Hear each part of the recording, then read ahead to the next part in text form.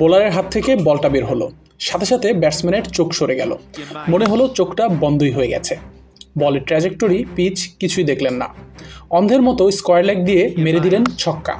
তারপর কয়েকটা সেকেন্ড সেই ফলো থ্রু ধরে রেখে যেন বললেন, দেখো, দিস ইজ নো লুক।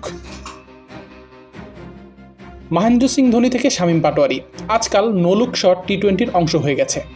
আজ ফাইনালের প্রথম ইনিংসেই খাজা নাফে দেখালেন সেই নো লুক। কেবল এই শট নয়, সুযোগ পেলেই কিভাবে কাজে লাগাতে হয় সেটা আরেকবার দেখালেন চট্টগ্রামের এই পাকিস্তানি রিক্রুট। খাজা নাফের বিপিএল 2025-এর গল্পটা অন্যরকম। প্রথম 10 ম্যাচে তিনি একাদশের সুযোগই পাননি। যখন সবাই ধরে নিয়েছিল এবার আসলে তাকে হয়তো আর দেখা যাবে না, তখনই তিনি সুযোগ পেলেন একেবারে শেষ মুহূর্তে। আর সুযোগ পেয়েই দেখালেন কেন তিনি দলে থাকার যোগ্য। সবশেষ 5 ম্যাচে তার পারফরমেন্স ছিল অনবদ্য। দল যখন চাপে তখনই সামনে থেকে নেতৃত্ব দিলেন ব্যাট হাতে।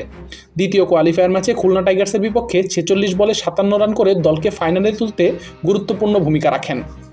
এরপর এলো সেই মহারণ ফাইনাল। ফরচুন বরিশালের বিপক্ষে ফাইনাল ম্যাচে চট্টগ্রাম চ্যালেঞ্জার্সের ব্যাটিং ছিল চ্যালেঞ্জের মুখে, কিন্তু ওপেনিং থেকে শুরু করে নিজের ইনিংসটাকে দুর্দান্তভাবে এগিয়ে নিয়ে যান খাজা নাফে। 44 বলে 66 রানের ঝড়ো ইনিংস খেলে দলকে 195 রানের শক্তিশালী স্কোরে নেবেন। তার স্ট্রাইক রেট ছিল 150-এর কাছাকাছি, যেখানে তিনি হিট করেছেন 4টি ছক্কা এবং 5টি চারের দুর্দান্ত শট। খাজা নাফে এই ফর্ম ধরে রাখতে পারলে হয়তো সামনে তাকে আরও বড় ফ্র্যাঞ্চাইজি লিগে দেখা যাবে। Pakistan super league, Caribbean premier league কিংবা অন্য কোনো আন্তর্জাতিক লিগে তার ডাক আসতে পারে।